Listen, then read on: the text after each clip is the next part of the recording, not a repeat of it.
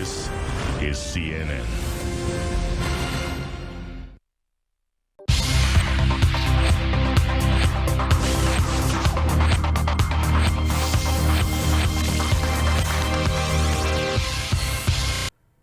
Hello, and welcome to the Business View with Peter Neal.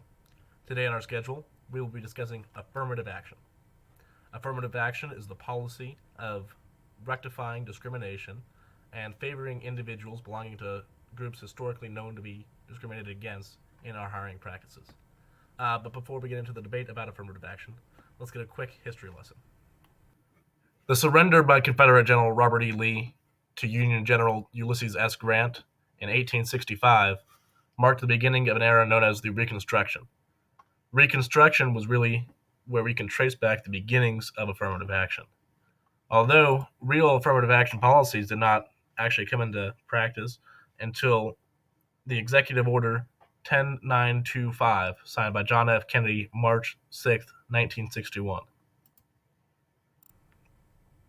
This executive order marked the first time the words affirmative action were used in a political context, and the exact wording of it required that government employers not discriminate against any employee or applicant for employment based on race, creed, color, or national origin, and take affirmative action, there's the words, to ensure that applicants are employed and that employees are treated during employment without regard to their race, creed, color, or national origin.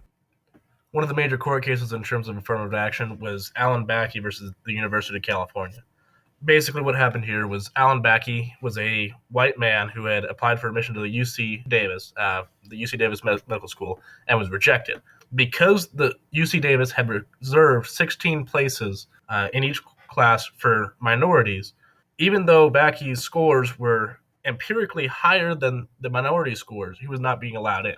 And so he argued that he should be allowed because his scores were better. And in fact, the Supreme Court ruled in favor of him, when in an 8-1 decision for Backey, the justices contended that any racial quota system supported by government violated the Civil Rights Act of 1964. This meant that not only did Backey get into medical school, but also that racial quotas in schools violated the Equal Protection Clause of the 14th Amendment. With all this talk about Backey, it would seem pretty obvious that affirmative action is unconstitutional. However, the answer is truly more difficult to say.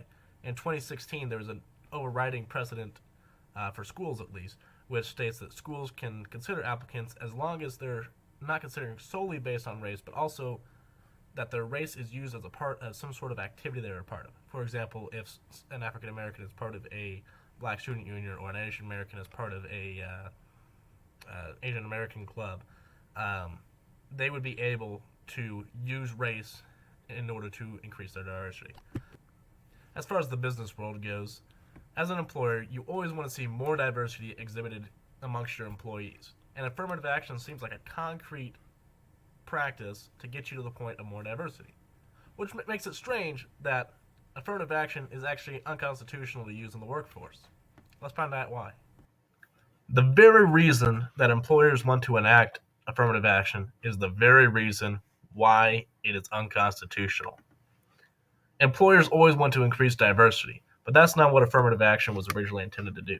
Affirmative action was always intended to be a way to right the historical wrongs and to prop up underprivileged peoples.